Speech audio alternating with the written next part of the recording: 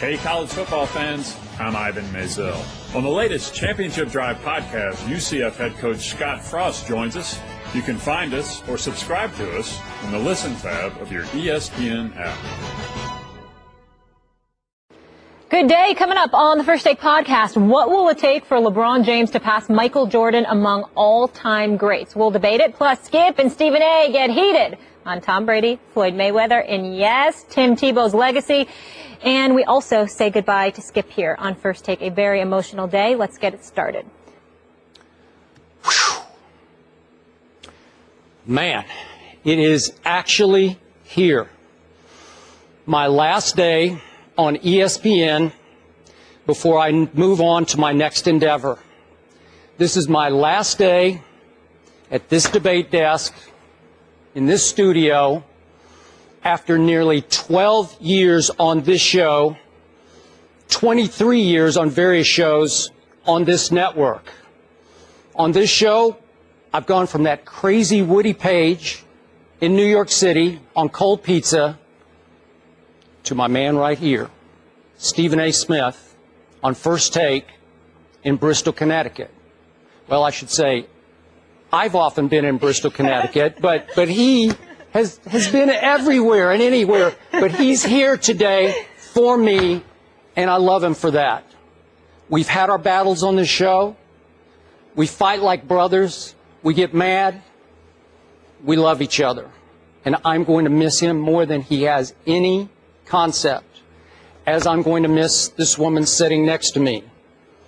We have had a great run against all odds on this show, and I am so proud of what we built here. I'm also proud of the fact that to this day, I have never lost a single debate on this show. Not a single debate. I had to say that for this man's prospects over here. But because of all this, I want you to know today's not going to be easy for me.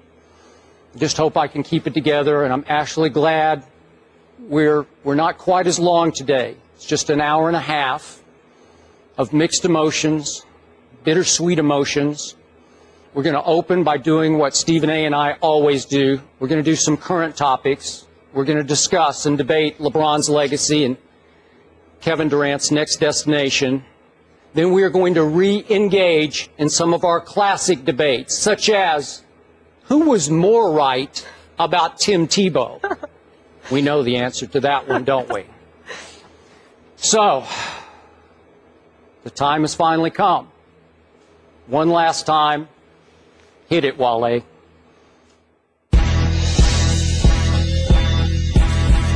get it cracking. Let's start the session. Mars list the competition, balls by that action. You can never debate it. This is actual fact.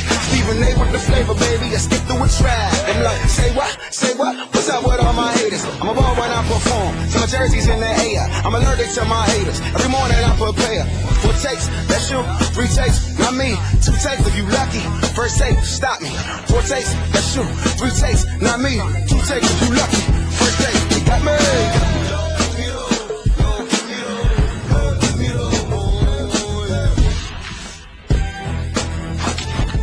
Good morning, everybody. Come on in. Welcome into First Take. Thank you so much for being here with us. Clearly an end of an era today here on First Take, and a very emotional day for all of us. For the final time, to my left, Skip Bayless. To my right, Stephen A. Smith. So good to see you. I'm Molly Karam. Good morning, guys. My man. How you doing, bros? You had a long, great playoff run. Thank you. And you had to battle to get back here. Long, hard trip. From Oakland, California to New York City to Bristol, and we appreciate that. Had to come say goodbye to my brother. Thank you know that. I'm here.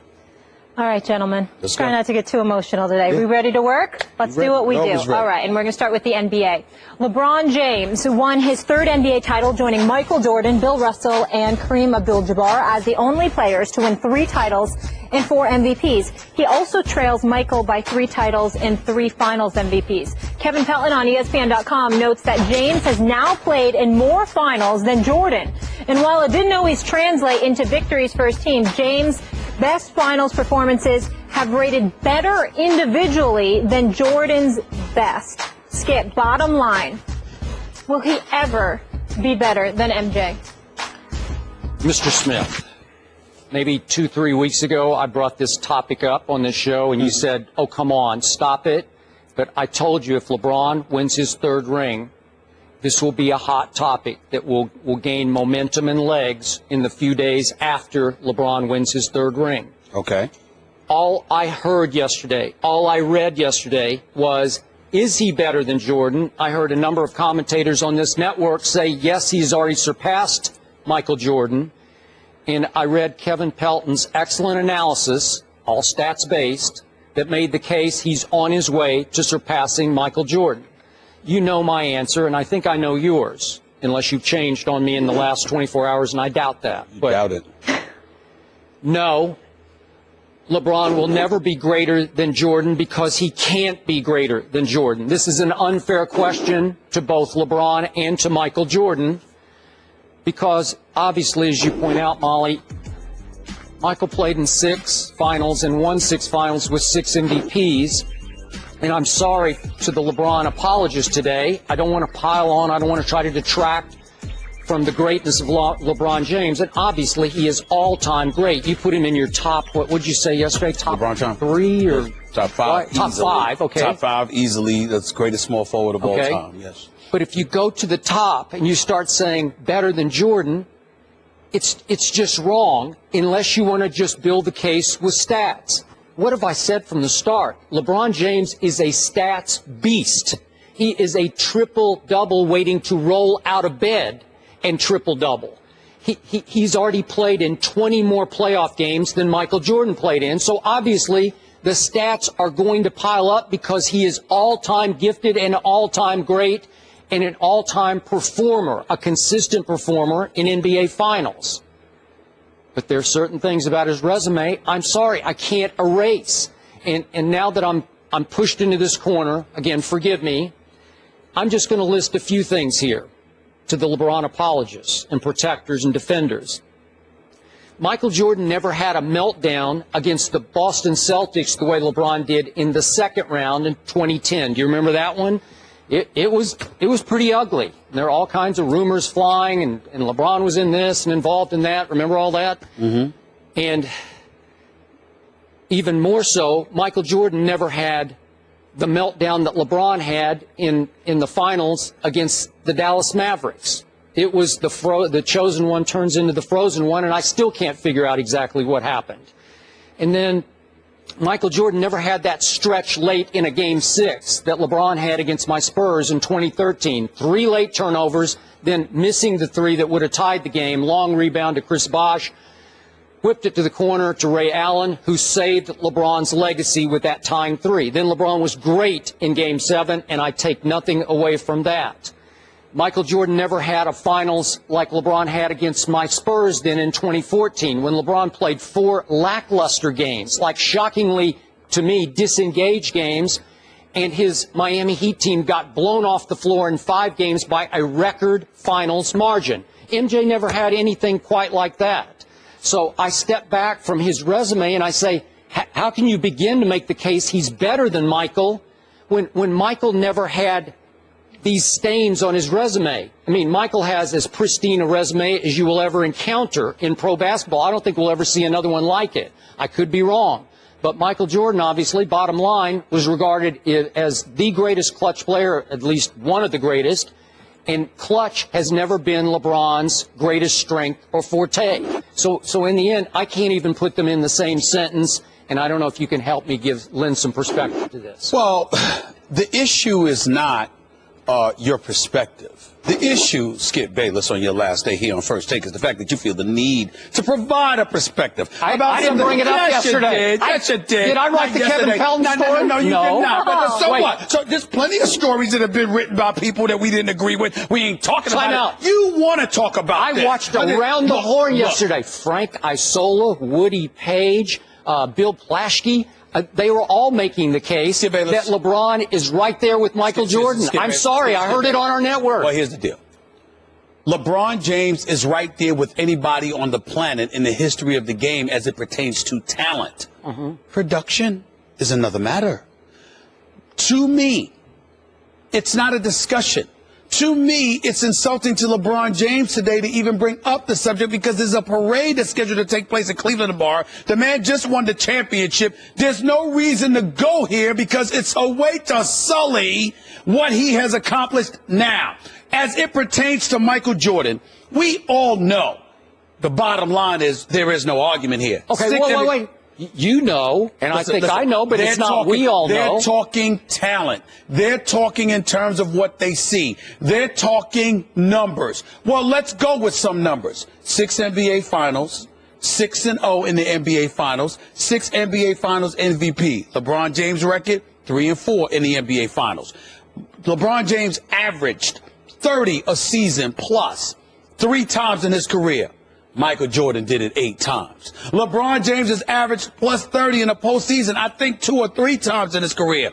Michael Jordan has averaged plus 30 10 times in the postseason in his career, including one playoff series where he averaged 43. So this is Michael Jordan that we're talking about here.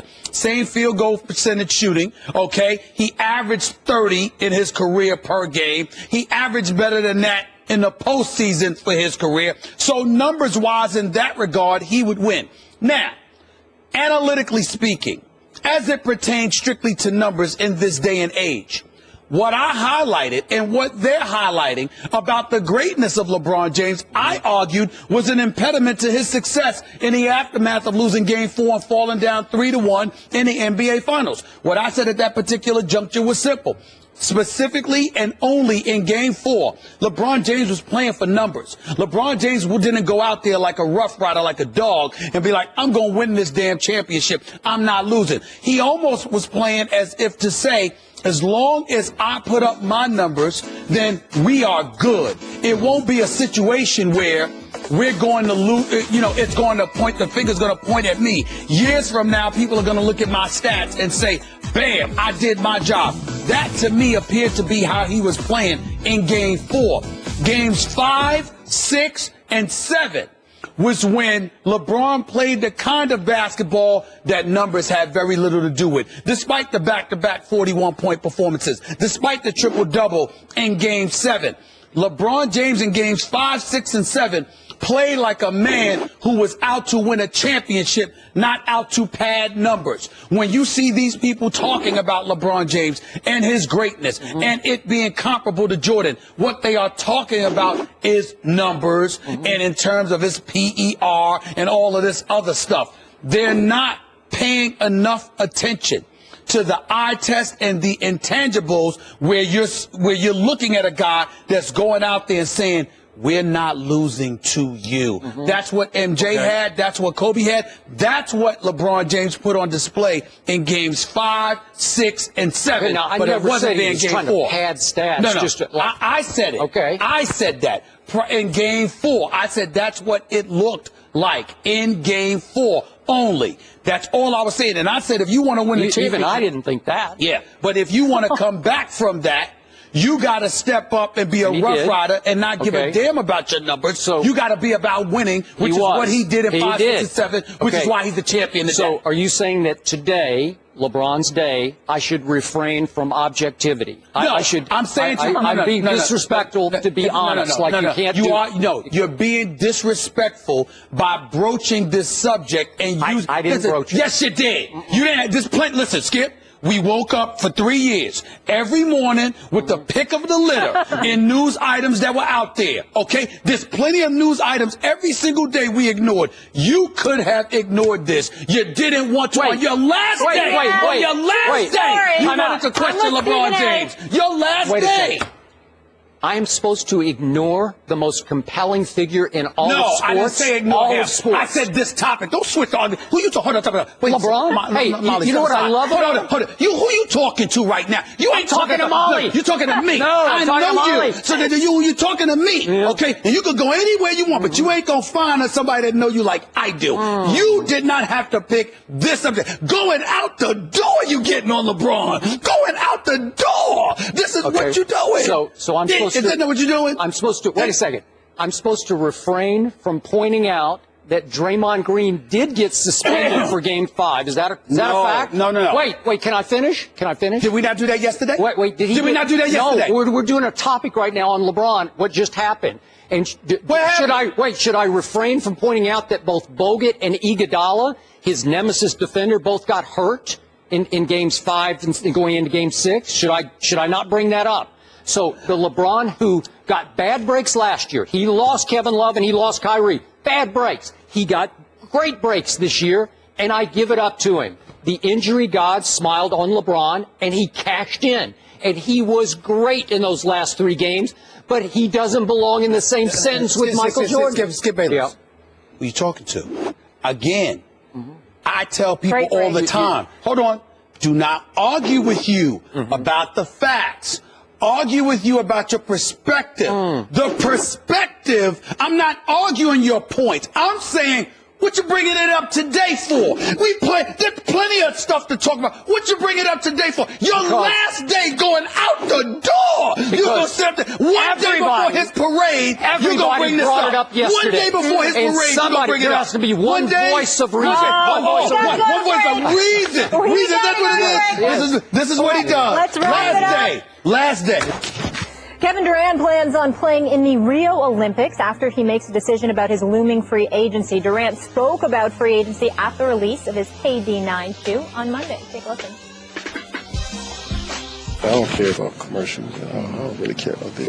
I just want to hoop, but it comes with it. And I got on list being in Oklahoma City, so all that stuff really doesn't matter to me. So it's all about who I'm play with, the type of people I'm be around every single day, and just go from there. He just wants to hoop, Stephen A. The $1 million question. Where does KD end up? I have no idea, nor do I particularly care. If he's not going to the New York Knicks, it doesn't matter to me. But what I will tell you is this. Kevin Durant is very, very believable here. He's not lying. He is the kind of person that doesn't care too much about all of those ancillary things. He doesn't care about that. He's got a huge contract coming to him. He's made good money thus far. He's got endorsement deals. Does he want more? Sure, anybody would want more. But he doesn't chase it nor crave it the way others do for him. So when, you have people in his inner circle who are entertaining things, whether it's Rock Nation, his brother, his manager, or whomever the case may be, he's going to listen to those people. But ultimately, he's his own man, and he's going to consult with them before making his own decision. These are all the things that I'm told. He's class personified, regardless of our differences. He's a great guy. He's a great basketball ambassador. Any team would be lucky to have him. But I will tell you this. As of yesterday, and if you remember, Skip, I said this yesterday, people are talking about LeBron and what moves he could ultimately decide to make. Miami believes they've got a shot. L.A. is putting out stuff in there that they've got a shot. LeBron's team has emphatically denied that he's going anywhere. They claim he's going to stay in Cleveland. I guess we have no choice but to take them at their word until we see something different. But I will tell you that there are several executives and even owners in the NBA who have reached out to me in the last 36 hours or so and have said, quote, they believe that there's a possibility that LeBron James could end up in L.A. and that the question is, will Kevin Durant join him? That's a question mark. For me, if I had to venture to guess, I would guess that LeBron will stay in Cleveland, that KD would opt in for 2 years with an opt-out after 1, and then both he, LeBron, Russell Westbrook, and everything stay in Oklahoma City. Then both he, LeBron, Russell Westbrook, and others would all be free agents next summer. That would be my guess. But anything's possible with these guys. They're in a position to make their own calls, their own decisions. But the one other thing that I would like to add is this. Listening to Kevin Durant and that mini soliloquy that he just spouted up about what will influence his decisions, that gave me cause to pause more than any of the rumors. And here's why. If you're saying that the most important thing for you is who do you play with every day, who are you around with every day, whether or not you like your teammates every day, Skip Bayless, I got to admit to you, Sam Presti and Troy Weaver, your GM, your assistant GM, the owner that I had the pleasure of meeting during the Western Conference Finals for the Oklahoma City Thunder. Really nice guy, a businessman, hardcore, leaves it to those guys to make those decisions. Billy Donovan, damn good coach, really good guy. Mo Cheeks, that's my man. I mean, you can't say anything to me about Mo Cheeks. Nope. That's the man right there, okay? what is there to complain about? The fact that Kevin Durant would say that gave me cause to pause, because I consider the Oklahoma City Thunder a first-class organization. And I don't understand for the life of me, based on what Kevin Durant said, why he would even consider leaving, unless there are relationships per se that may be somewhat troublesome, that he has done everything he could to knock down over the last several years, because correct. Nothing else makes sense. I agree. And that relationship would be an on-court chemistry issue with his point guard. That's the only reason that Kevin would think about leaving. Loves Russell Westbrook, loves him like a brother off the court. They don't always click, and we saw them just blow a 3-1 lead to Golden State. What's intriguing to me, I was told yesterday that your theory about if LeBron were to go to L.A., I was told it would be very intriguing to Kevin Durant.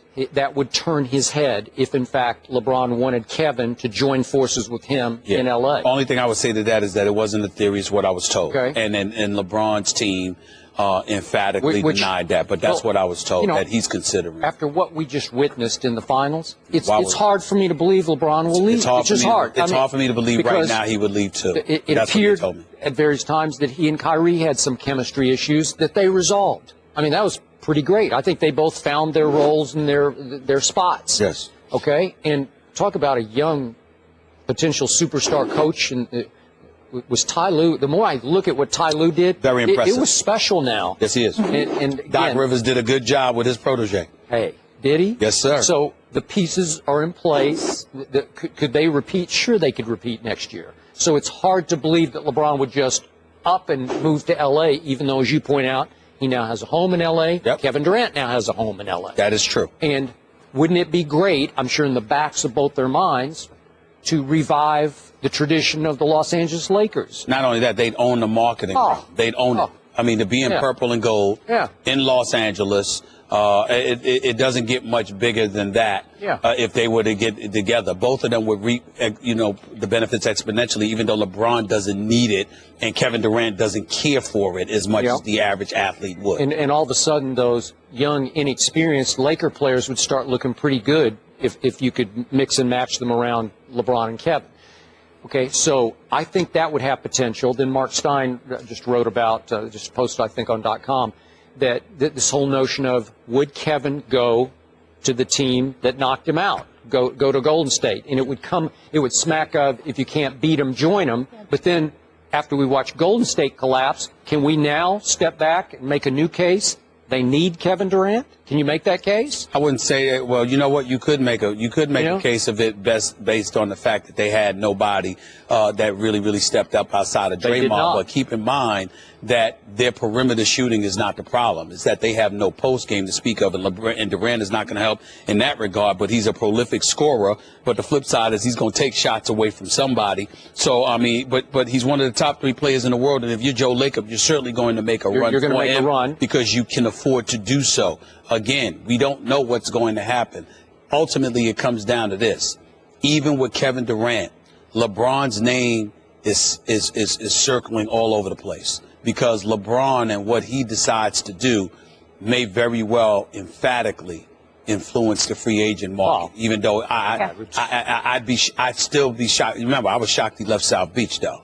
And remember, I came to you a week before he decided to go back to Cleveland and said, I'm here and he's going back to Cleveland. Yep. But I didn't believe it because I'm like, who's leaving South Beach? So I can't put anything past LeBron.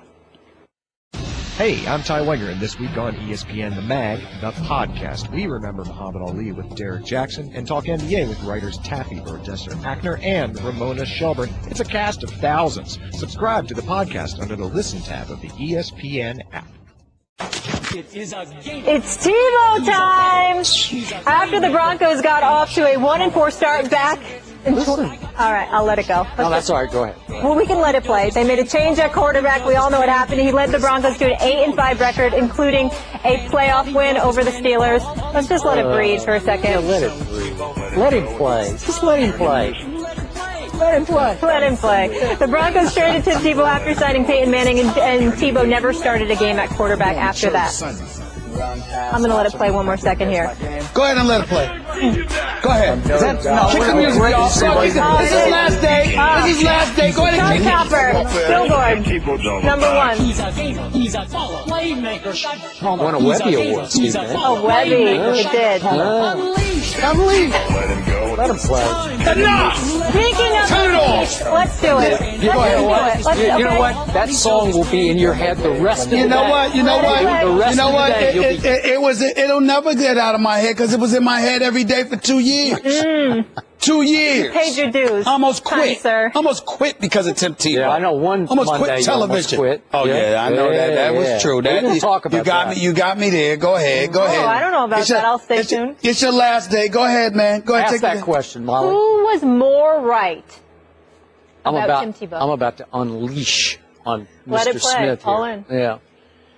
I obviously, from the start, was far more right about Tim Tebow because this man sitting across from me, he didn't think he could play a lick from the start because he can't throw. How many times? Boy can't throw. Boy can't throw. So I said before the draft, I said I would take Tim Tebow late in the first round. Because if you let him run his spread option college offense he ran at Florida, he could win games as a starting quarterback in the NFL. I said no Pro Bowls, but he can win games as a starting quarterback. So what did Josh McDaniels do as the head coach of the Denver Broncos? He took him 25th in the draft, near the bottom of the first round. And in Tim's rookie year, late in the year, he got to start 3 games. And lo and behold, one game at home against Houston, Denver was down 23-10. Tim Tebow led a rather miraculous second-half comeback to win the game 24-23. And guess what? In that game, he threw for 308 yards. The boy who can't throw threw for 308. And I said, well, you should give him a chance to play. But, of course, his GM and his coach at the time, they didn't love Tim Tebow because by that point, Josh McDaniels was out. John Elway was in. John Fox was in. So next year, when the team was a dead-in-the-water 1-4, they said, let's get this over with. Let's give him one start and get him out of our hair and out of our way. And I predicted sitting in this chair that Tim Tebow would go 7-4 the rest of the way, and everybody laughed at me. You laughed. Jay Crawford was here at that point, laughed at me. And guess what? The Denver Broncos went 7-4 the rest of the way, and they won their division. And they led the NFL in rushing because it's hard to stop Tim Tebow from running and throwing out of that spread option offense. And then my crowning achievement, first playoff game in Denver, against your childhood team, your favorite team from childhood, the Pittsburgh Steelers, featuring Ben Roethlisberger at quarterback. Tim Tebow threw for 316 yards. He can't throw, but he threw for 316, including an 80-yard strike to open overtime to Demaryius Thomas.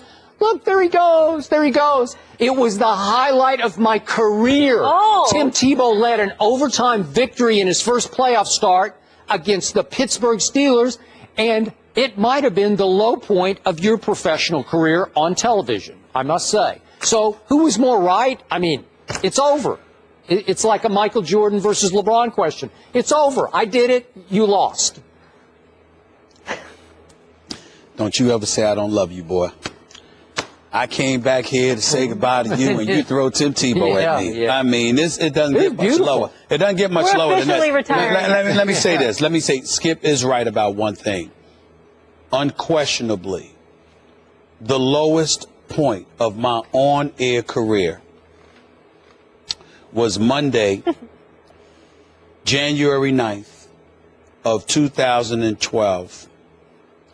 The day after Tim Tebow threw for 316 yards, and the Denver Broncos beat the Pittsburgh Steelers in that game. Anybody that knows me knows. And listen, I'm not one to call off from work. I got to be really, really sick to call off from work. That's a fact. Right. But I will tell you this. That day, I was so depressed, so sick at the thought of sitting across from Skip. I swear to you, I was looking for every excuse in the book not to show up on the air the next day because I was that disgusted. He got me there. But that's about the only thing, Molly. Because you see, I never disputed Skip's proclamations, and I never laughed at Skip when he talked about how Tim Tebow could potentially win games. What I laughed at was the notion that he was going to do it being a quarterback, actually throwing the football.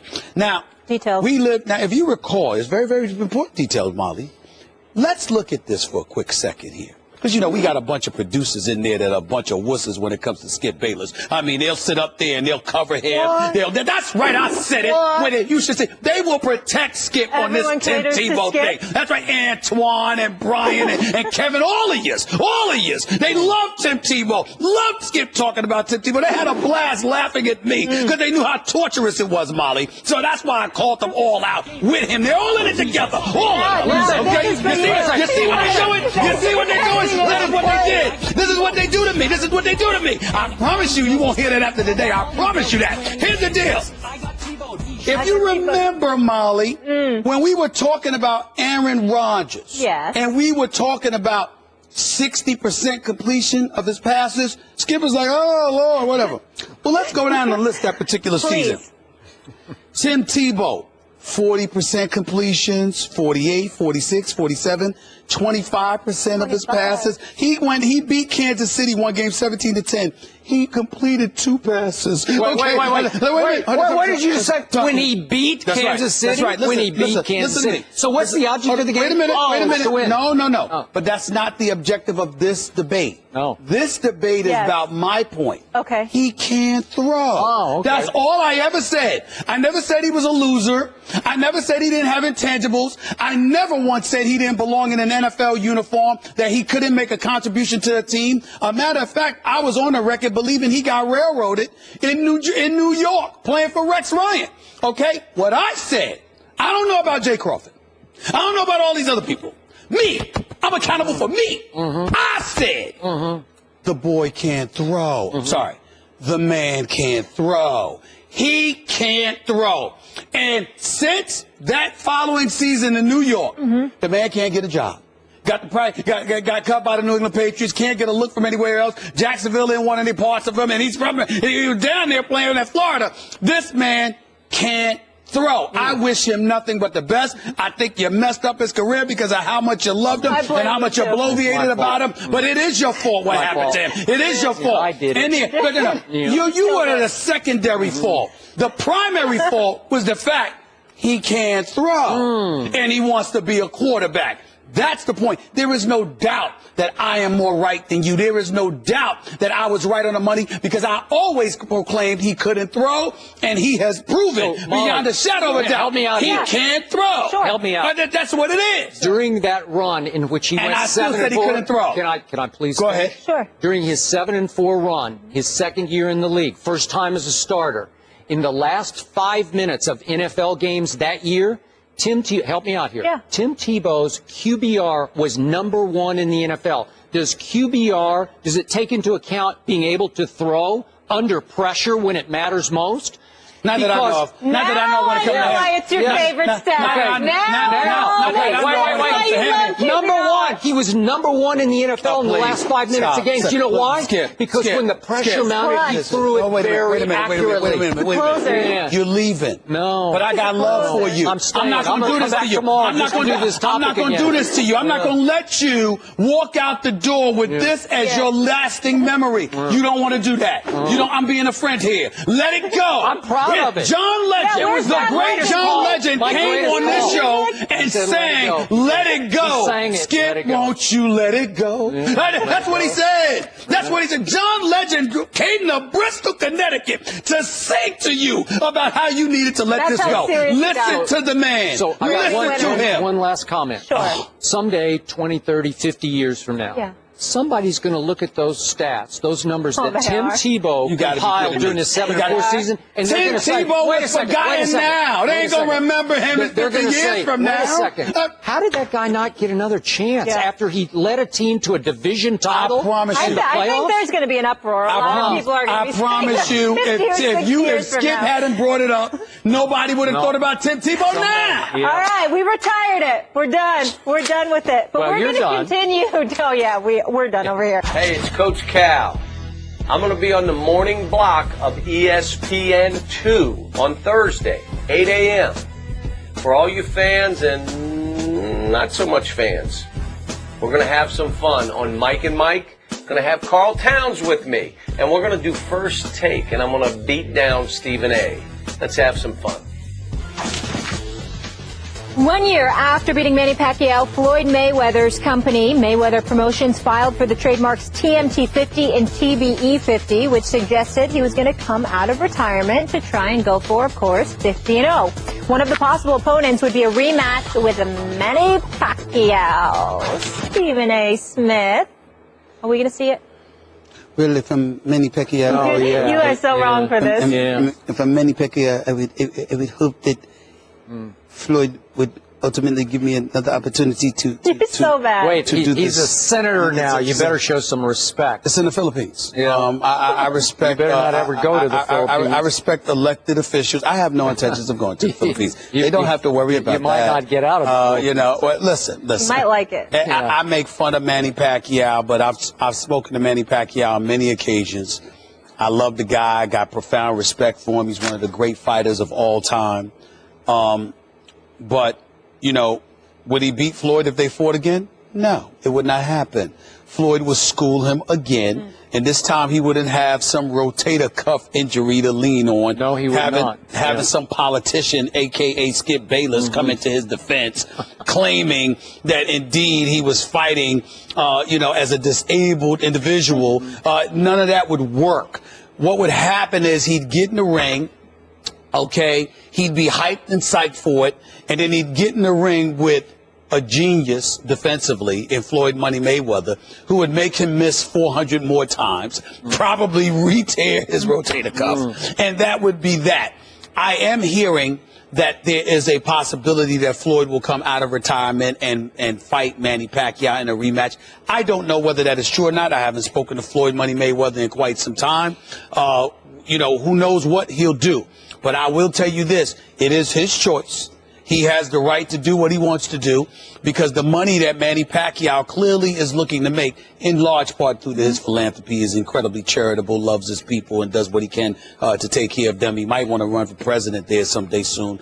The bottom line is this. It's just insulting that he's doing all of this, thinking that he could do all of this and still step in the ring against Floyd Money Mayweather. I mean, who the hell do you think you are? Just no respect. That's his problem, okay? You got to understand that you got to be locked in when you're going up against boxing genius, which Floyd Money Mayweather is. Is he a knockout artist? Of course not. But in terms of his abilities as a boxer, I mean, he's the best on the planet. That's just the bottom line. And Manny Pacquiao would need to be focused. Clearly, he's not. So that might elevate his chances of getting a rematch with Floyd because Floyd might just want to make the money and go through another cakewalk like he did last time. But either way you slice it, who knows what's going to happen? Am I really interested in seeing the rematch? Really, for me, it was Floyd and Canelo. But now that Canelo is talking about fighting Triple G, which is a fight we all need to see, I would say Floyd against Pacquiao in Macau. It was a Macau? What is it Macau? I'm not sure to put Macau. All right, that's where I would go if I were Floyd to fight, because that would be mega. But I don't know if he'll do it. Manny Pacquiao is so confident, so supremely confident, he can outbox and outfight Floyd Money Mayweather. Did you say outbox? I said it. I did. That's funny. That's funny. You know what? Even as a senator, he can get him because I don't know if you noticed this, but Floyd's going on 40 years of age. Well, you know what? You mean, actually, 40's the new 30. Because guess what? When you've barely been touched, it's not, I mean, listen, I don't recall Floyd being put to sleep looking like he took 3 Ambiens. I don't recall that happening for Floyd Money Mayweather. Fourth fight. It doesn't matter how many fights it was. It doesn't matter how many fights it was. He just wants Floyd. Really? And he That's why he got put to sleep? Yeah. No. Really? Yeah. He wanted Floyd until he tore his rotator cuff sparring 3 weeks before the mega fight. He tore the night of the fight, missing all the punches. That's where he tore it. You know who had the excuse of the injury? Floyd Money Mayweather. he got the greatest break of his professional career because he got to fight a Manny Pacquiao with one hand tied behind his back. When Floyd signed to fight Manny Pacquiao, did Manny Pacquiao have the rotator cuff injury? Thank you. So Floyd was under the impression he would be walking into the ring with a fully loaded Manny Pacquiao ready to come at him. You know why and then what happened? You know why he took that fight? Because he was shamed into it. And you know and I know he was running. Really? So you know he was. You know he was. $100 million had nothing to do with that. $100 million for one night's work had nothing to do with it. If you know boxing, if you really know boxing, yes. You should be banned from talking about boxing. What? Me? With one hand tied behind his back, Manny Pacquiao actually won the fight on points. Please. Listen. The only person that thought Manny Pacquiao a marathon against Pacquiao. was you and Evander Holyfield. Yeah, and don't get me started on Evander. You know what I'm saying? When he said, when he's sitting up there and pointing to the high heavens. Well, how did you knock out Mike Tyson? Well, God told me to throw the right punch. I mean, come on now. Come on now. I mean, that's the guy you're leading on. You can't win a fight running. He ran and he ran and he ran. He's the master. He's a marathon runner. Listen. 12-round marathons. That's what he does. Floyd, was it Floyd's greatest night? Absolutely not. No. Was it a boring fight? They should give us our money back. No question about it. Floyd held just as much as he hit. All true. Yeah. I'm not denying it. But there were times he hit Pacquiao. There was many more times where he made Pacquiao miss, which is why that rotation. See, you want to go out there, you want to endanger your health. Want to endanger your health, Molly. You go to the gym and swing at air too hard, okay? And you keep swinging at air too hard, and you ain't hitting anything. You're going to tear something, girl. You're going to tear something. That's what happens, okay? That's what happened to Manny Pacquiao. That's why he's back in the Philippines, okay? Because he understands what happened to him. Don't be fooled by this. The man can talk all he wants to, but in the end, Floyd is a genius as a boxer, not as a fighter in terms of knockout power, but he was knocking people out when he was a lightweight. As he moved up, the knockouts dissipated, no doubt about that. But in the end, his boxing brilliance as a defensive fighter, he embarrassed Manny Pacquiao. That's all. With one hand tied behind his back, he certainly did, right? Listen, we only touching on here's this the because this point. is your last day. How many is one? I've lost track. 49-0. 49-0. You lost track. Say it. Say it. Like 49-0. A lot of tomato cans early in that, that really? round. Yeah. So the big fights, every big fight that he had, when he stepped into the ring against Canelo Alvarez, what'd he do? When he stepped into the ring against Oscar De La Hoya, no disrespect, Golden Boy, what happened? I think Oscar was on his last leg. When he stepped into the ring against Sugar Shane, what did he do? When he stepped into the ring against the late Diego Corrales, God rest his soul, what did he do? Hey, hold it, that was a mega fight at that time. Diego Corrales was a mega fight, Skip. Do your homework. Diego Corrales was a mega fight. That was a mega fight. He just made it look. He dropped him 7 times. That's why I didn't do anything for you. Didn't do anything for me. So, bottom line, I think Floyd will forever be afraid to even grant Pacquiao a rematch. And if he does, we're talking about Mr. 49-1. He will go down in history of having lost to Manny Pacquiao. He can't beat Pacquiao. Pacquiao's too strong. A lot of great breaks happening in this. That's funny. He even thinks it's kind of funny, too. That's really. To American football. Last week, our Lester Munson suggested that Tom Brady is ready to take Deflategate to the Supreme Court after Brady's new lawyer, Ted Olson, assembled an all-star team of labor leaders, scholars, and experts. Skip Bayless, one last time. How will Deflategate play out? Stephen A. Smith, I believe this saga will end the way I predicted early on that it would. I think Tom Brady is going to win the equivalent of an off-the-field Super Bowl at the highest judicial level. I think he's going to end up beating Roger Goodell and the National Football League in court, the Supreme Court. And my gut feeling after all the debates we've had on this topic, and I know how much we disagree on all the issues involving Deflategate, but there's one area here that I think you haven't given Tom Brady nearly enough credit in, and that's the guts and the patience and the persistence and the resilience it took this man to fight City Hall. It took a lot of time, a lot of effort, a lot of courage to me, because it was wildly unpopular for the longest time, and for him to hang in there no matter how much money I know you say the NFLPA had to spend or waste on this cause, it's unprecedented. It took a very special human being to get this far, to dedicate this many hours and this much sort of elbow grease to preparing for all these court battles and to hanging in. And I believe that he's going to hang in to the bitter end, and the most bitter end for Roger Goodell will be the Supreme Court. And with Ted Olson paving the way, a man who has tried 62 cases before the Supreme Court and won 75% of them, I believe Tom Brady will win at the highest level off the field. I disagree with you. I do not believe he will win at the highest level. But what I emphatically disagree with is your classifying his actions as courage and courageous. I don't view it that way. You're a multimillionaire. You're a superstar athlete. You've got a supermodel for a wife. You've got more money than you could possibly count. Not to mention the fact that you're also getting some assistance from the Players Association, who's spending their money as well, and the union and a high-powered lawyer, a legal team is behind you. How much courage does that take? Please. They don't talk to me about courage when it comes to Tom Brady. I don't see anything courageous about that. I'm not saying he's not courageous. I'm not saying he's devoid of courage. I'm saying I'm only speaking about Tom Brady as it pertains to this specific case. I don't find anything courageous about it at all. So what you're taking on the NFL? Because you don't want to have your name associated with cheating. That's not the reason. You don't want to be suspended for 4 games because you know people are going to believe anyway what they're going to believe. Some believe you cheated. Some believe you don't. Others, like me, don't give a damn if you were throwing Nerf footballs. As far as I'm concerned, you're still a great quarterback. You went out there and you destroyed the Indianapolis Colts in that AFC Championship game, the second half, when the balls were clearly legally aired and inflated, and that is that. But at the same time, I consider his actions incredibly selfish. I think it's all about him. I don't think he's thinking about the league. I don't think he's thinking about his team. I don't think he's thinking about anybody but himself, because he doesn't want to be sitting out 4 games during the season, which is 25% of the season. I can respect it. I can understand that he's going to fight the good fight and all of this other stuff. In the end, I think he will lose. I think it has nothing to do with the greatness of Ted Olson, because I'm certainly not questioning that.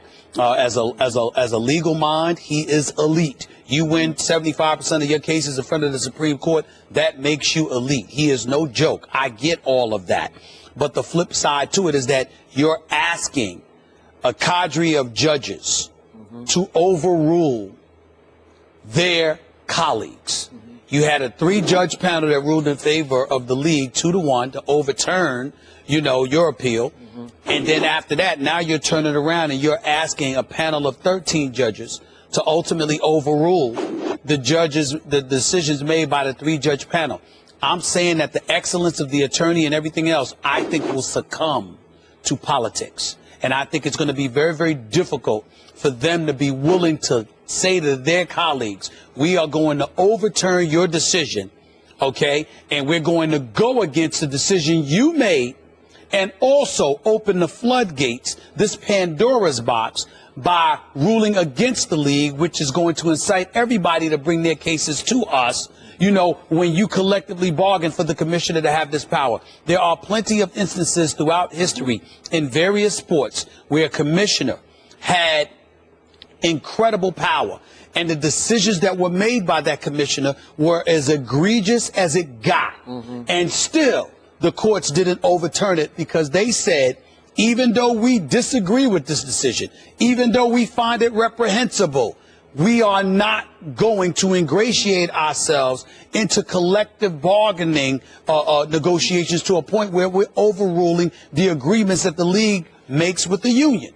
If they open that Pandora's box, it's going to flood the courts for years to come with one case after another, because everything is about precedents, and they don't want that to happen on their watch, and I believe that's what will happen. So back to the flashpoint word you used, that he is selfish. How can you say Tom Brady is selfish when he is simply trying to clear a resume, a reputation that Roger Goodell attempted to destroy in the name of punishing the New England Patriots?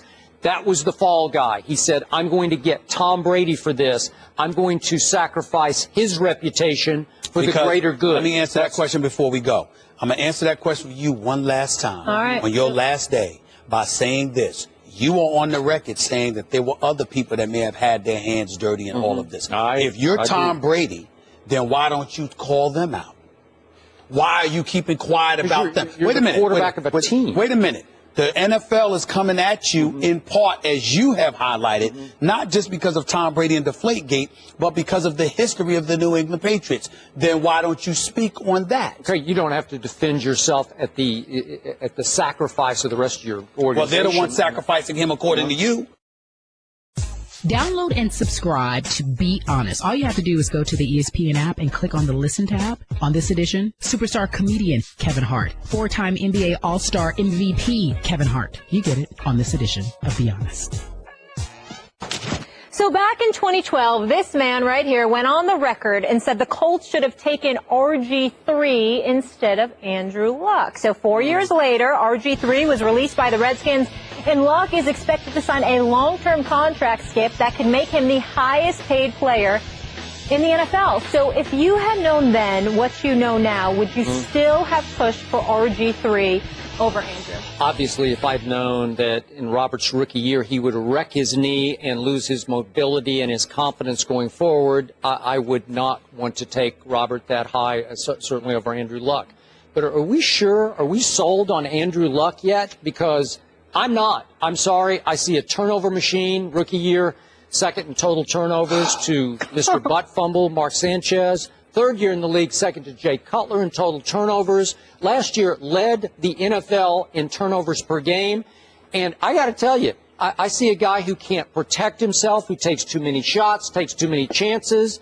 Sounds a little like Robert to me. Like he's beat up now. I'm not sure he's ever going to get healthy after all the abuse that he's taken. And I still say Robert's rookie year is better than any single season that Andrew Luck has had. 20 touchdowns, 5 interceptions, a QBR third in the NFL behind Peyton and Brady and ahead of Aaron Rodgers, took a team to a division title and had them up 14-0 on Seattle in a home playoff game before the knee was wrecked. I'd say that was pretty great. You know what, Skip Bayless? Damn, I'm going to miss you. Because you see, I just love you never get me. I'm still waiting for you to win a debate after 3 years. Here's the thing that I find so comical about you.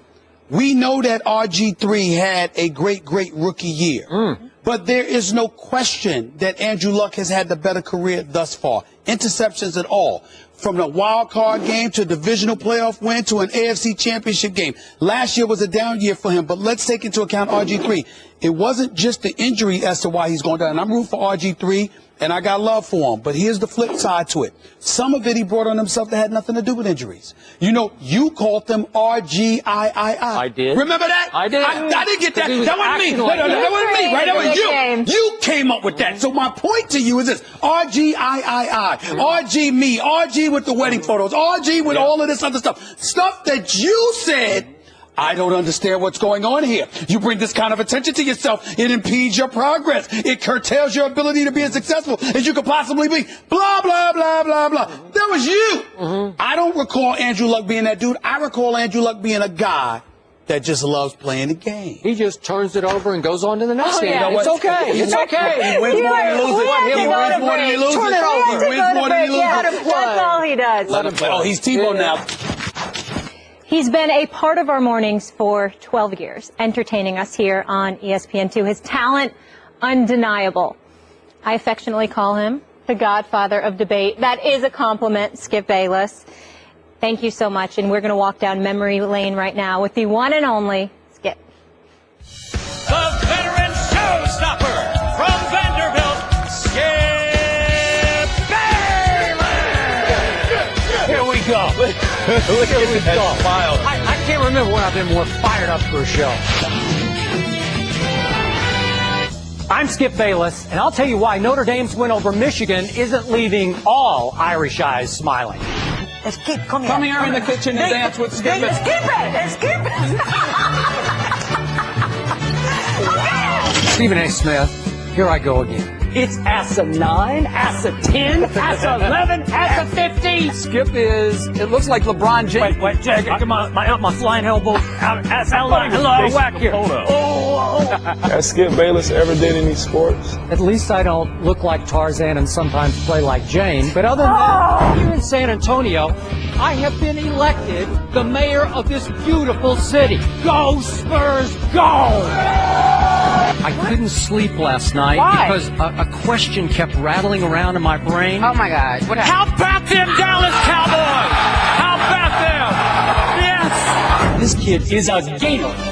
He's a baller. He's a playmaker and a shot caller. In case you didn't know, I have driven Skip's Tebow bandwagon all the way to Denver, Colorado to be with my people. Unleashed! It is Tebow time! Skip, please, please, let it go. Skip, come on out here, boy. What's wrong? Why is he looking that way? Oh, that's beautiful. That's beautiful. I have worn this garbage long enough. This is it. Done with you. This is coming off. Right there, you got it. Right there, right in the camera. Get LeBron to dunk. Please, LeBron, just do it. One time. Everybody. Yes. This supremely talented LeBron James, he just has no clutch gene. You're better than this, LeBron. I'm just glad LeBron's not on the show today because I don't think he could finish this show. I don't. Good morning. Hey, what's up? What's up, y'all? I'm in New York. I got to see some people. I might have to have dinner with Melo tonight, but that's if Kobe doesn't need me to call him. That's why I don't like you sometimes. Because see, this is when Skip is like, look at that face. Put that camera on his face so y'all can see Skip. This is what he does to me. I went crazy. Shocking. I threw a pillow at the screen. I threw a pillow right at your big fat face. I love you, man. And that is from the bottom of my heart. I love you back, bro. I got a whole lot to say, and you got a whole lot to listen to. the one and only Skip Bayless. Oh, no way. And you are old enough to be my father. I've had enough. Where you going? Tebow. No more Tebow. That's right. How does it feel? DJ Steve Porter and Skip Bayless taking the Webby for the best mashup video. Don't be disrespectful.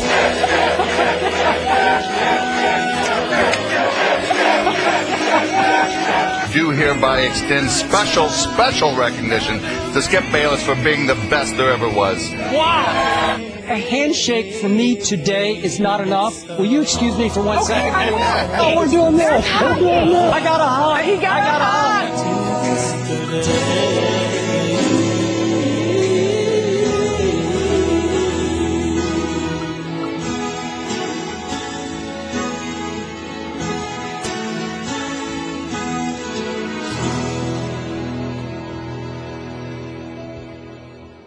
Props to Stephanie Frenier for putting that together. That was incredible. Well done. What a run it's been. But, very quickly, I want to thank a few people.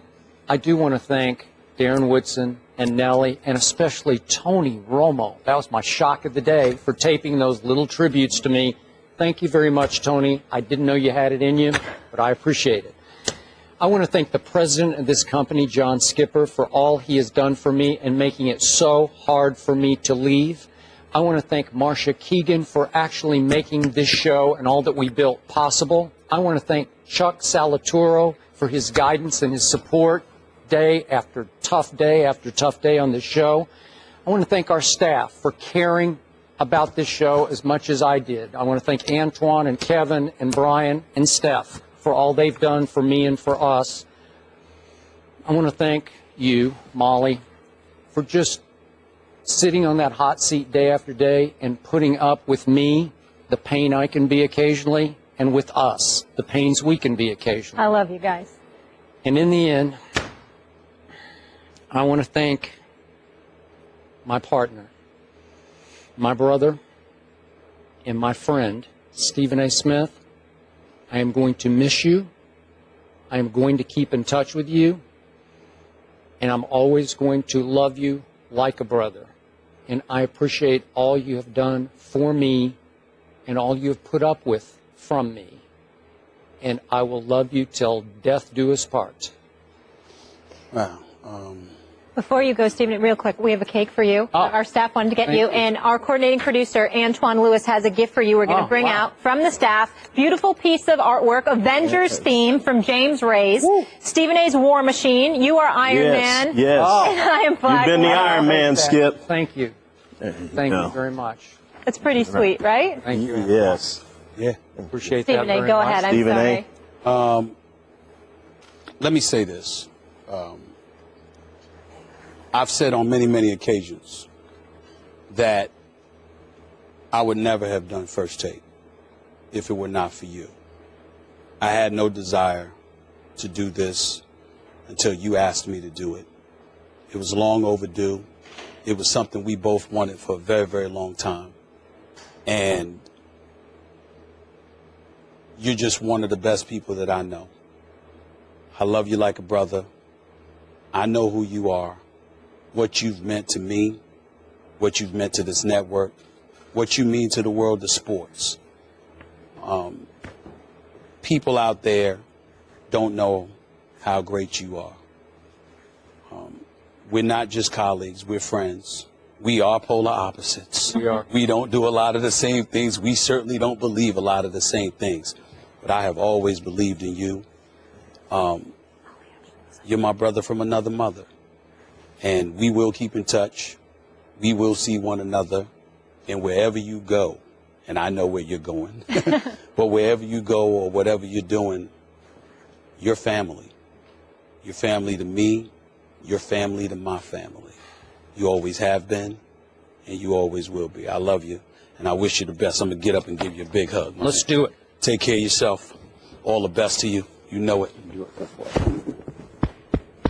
All the best to you. All the best. One last. Absolutely. Skip, we love you. Thank you, Molly. Won't be Love the same. Bye, everybody. We'll see you tomorrow. Have a great day. Thank you so much for listening to the podcast. Catch First Take weekdays at 10 a.m. Eastern, 7 a.m. Pacific on ESPN2. Have a great night.